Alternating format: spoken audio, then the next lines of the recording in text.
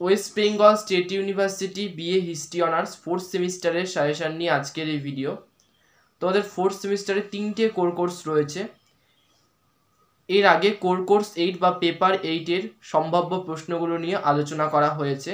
আর আজকে core course 10 বা paper 10 অর্থাৎ যেটা আধুনিক ভারতবর্ষের ইতিহাস 1757 থেকে 1857 খ্রিস্টাব্দ পর্যন্ত, অর্থাৎ যেটা কিনা পলাশির যুদ্ধ থেকে মহাবিদ্রোহ পর্যন্ত।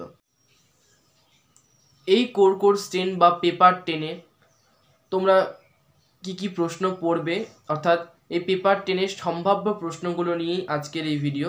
তাই তোমাদের কাছে অনুরোধ, তোমরা ভিডিওটা প্রথম থেকে শেষ পর্যন্ত দেখো এবং ভিডিওটি ভালো লাগলে অবশ্যই লাইক করে দিও এবং এই চ্যানেলে নতুন হয়ে থাকলে চ্যানেলটিকে সাবস্ক্রাইব করে দিও, যাতে তোমরা সবার আগে এরকম ধরনের নতুন নতুন ভিডিও পেয়ে যেতে পারো। 12 মার্কস 1। তুমি কি মনে করো যে পলাশির যুদ্ধ অনিবার্য ছিল?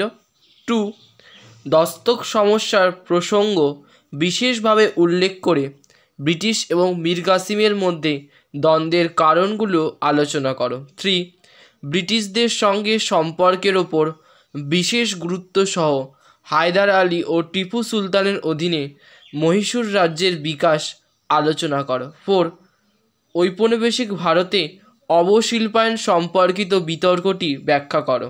অথবা দিয়ে তুমি কি মনে করো ব্রিটিশ শাসনাধীন ভারতবর্ষে অবশিল্পায়ন এক অলীক কল্পনা ছিল? 5, রাজা রামমোহন রায়কে আধুনিক ভারতের জনক বলা কতদূর যুক্তিযুক্ত?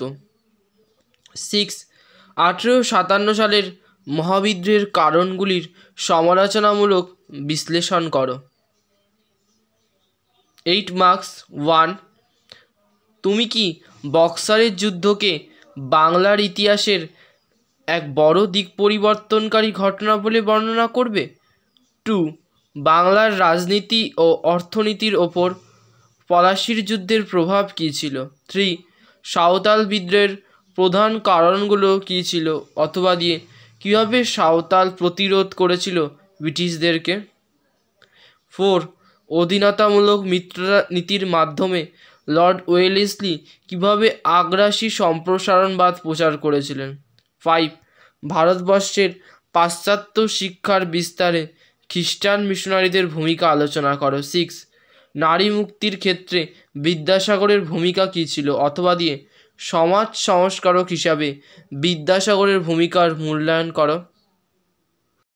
5 মার্কস 1। 1770 সালের বাংলার মন্বন্তরের জন্য ইংরেজ ইস্ট ইন্ডিয়া কোম্পানি কতটা দায়ী ছিল? 2, 1765 সালের দ্বৈত শাসন ব্যবস্থার সীমাবদ্ধতা বিশ্লেষণ করো। 3, সলবাই চুক্তির ওপর একটি সংক্ষিপ্ত টিকা লেখো। 4, উডের শিক্ষা সংক্রান্ত নির্দেশনামার গুরুত্ব কী ছিল? 5, প্রার্থনা সমাজের ওপর একটি সংক্ষিপ্ত টিকা লেখো। 6, শুদ্ধি আন্দোলন কী ছিল?